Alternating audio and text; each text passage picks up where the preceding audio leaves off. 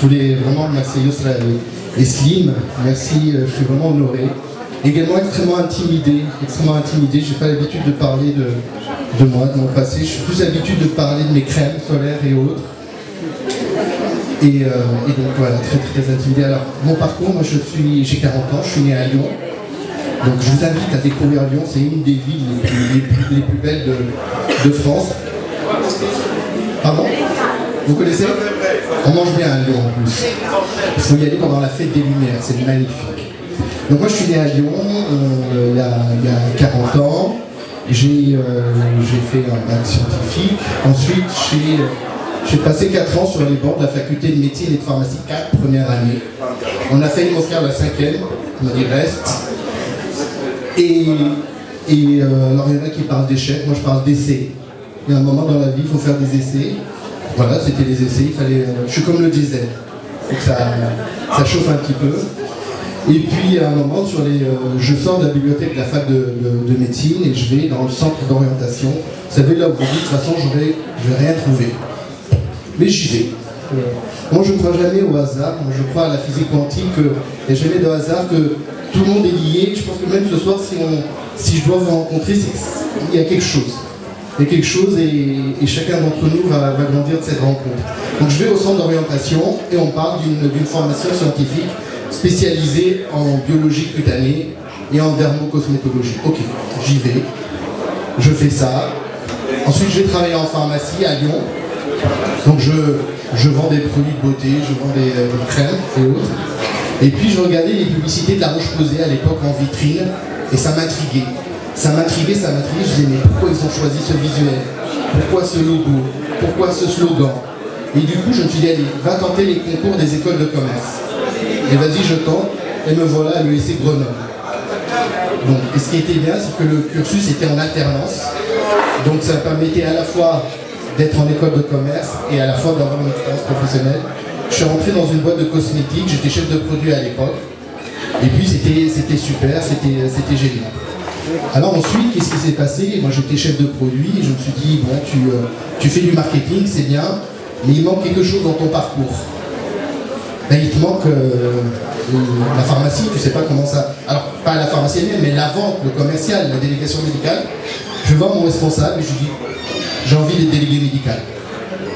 Donc je passe par la délégation médicale, je descends sur le terrain, je suis proche du terrain, je fais aussi le commercial, et après je décide, dès qu'il y a une opportunité, en fait je décide en fonction des opportunités, de revenir au marketing.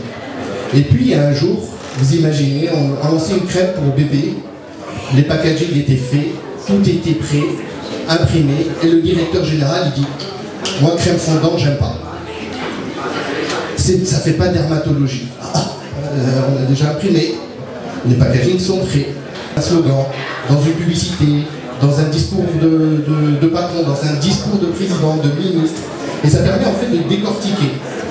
Et j'ai décidé de faire ce master en formation continue. Donc chaque fois qu'il y avait une difficulté, il y avait pour moi la curiosité, puis il y avait le challenge. Et j'avais besoin de ce bagage pour comprendre. Je ne voulais pas prendre des décisions comme ça.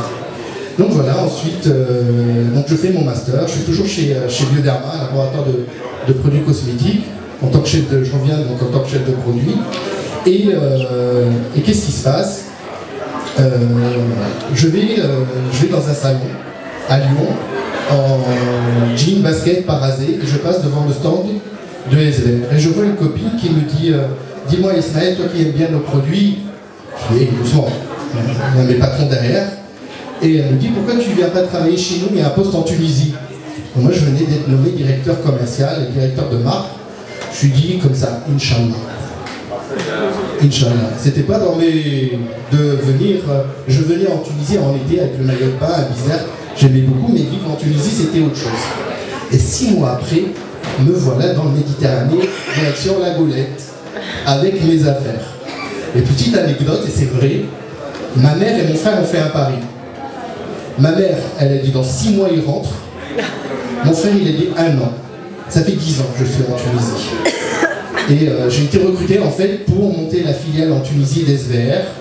Donc, et ensuite, on a, vous savez, le groupe s'est agrandi avec Filorga qu'on a récupéré. Donc on est une société française qui fait de la promotion médicale. On travaille avec un partenaire tunisien qui fait l'importation et la distribution. Nous avons développé les marques sur le secteur tunisien. C'est vrai que depuis quelques mois, on est beaucoup moins aimés, les importateurs, distributeurs. On est un peu les démons. Peut-être qu'on ralentit l'exportation, je ne sais pas. La seule chose que je peux vous dire, c'est qu'en tout cas, on a créé de la valeur ajoutée.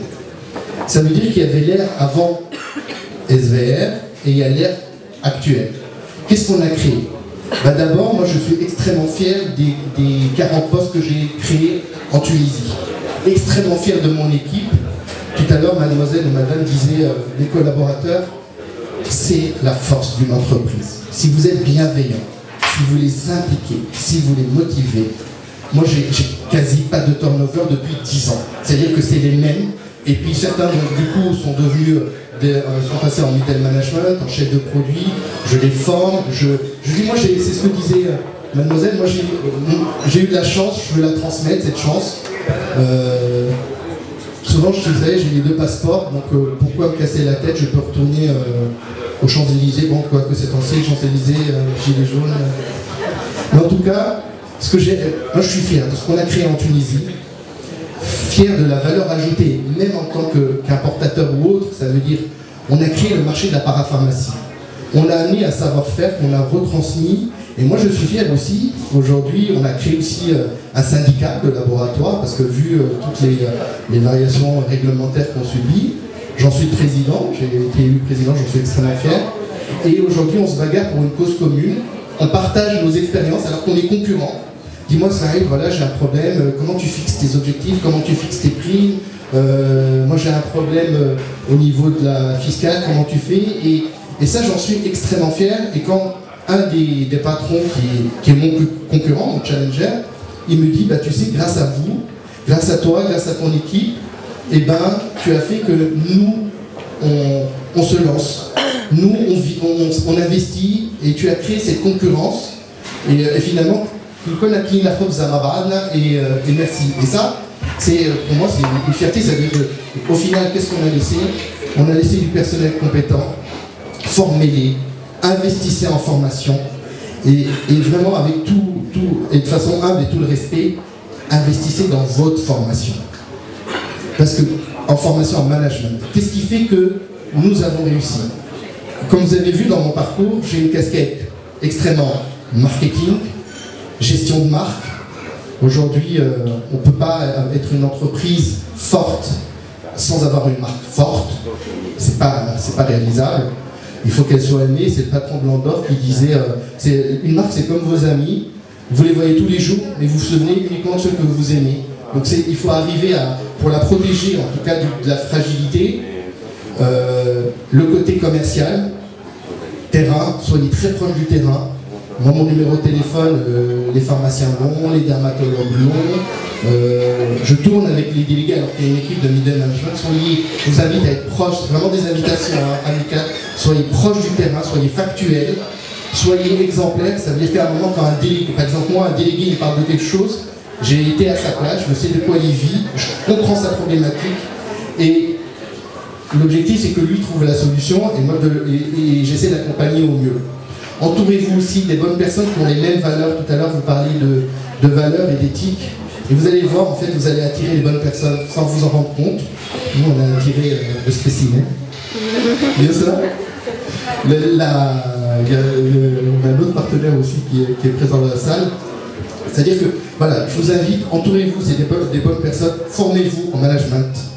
Parce que si vous n'êtes pas capable de manager, vous n'êtes pas capable de fédérer. Et les ambassadeurs, surtout en temps de crise, c'est surtout les ambassadeurs internes. Et puis nous aussi, en quoi on croit également, on croit aussi au marketing sociétal. Vous savez, moi souvent je dis en été, qu'est-ce que je peux faire? Faire une promotion, vous savez, moins 15% sur les produits SVR, mois d'août, c'est une débête, crème solaire, des allées, et ben non, moi je préfère être à Libya, à courir à droite à gauche avec Yosra et toute mon équipe. Hein. On est à peu près une trentaine de personnes. En fait, il existe un tournoi de beach volley qui est un tournoi de quartier, vraiment de quartier. Et avant, c'était Red Bull qui était sponsor. Ils avaient eu des problèmes avec la Fédé. Et puis moi je voyais ces jeunes, etc. Je disais mais c'est pas possible, ce tournoi il ne va pas avoir lieu. On était sur l'ancien système un petit peu qui n'était pas forcément dans la création.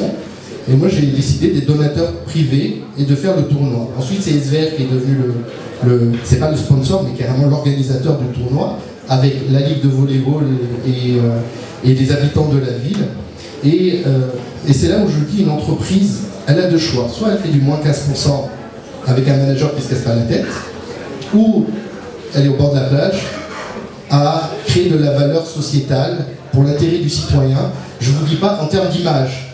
Moi, mes actionnaires, ils sont contents, c'est joli, il y a de belles vidéos, ils sont ravis. En termes de notoriété de marque, il y a l'affect, on construit cette relation de respect, ça veut dire on redistribue, moi j'ai beaucoup aimé ce mot de redistribuer la chance qu'on a eue, mais redistribuer aussi la valeur ajoutée pour... il faut que j'arrête. On va continuer, mais... Finalement, je suis timide, mais après, le diesel, il s'arrête plus. Redistribuer aussi aux citoyens, vous y gagnez.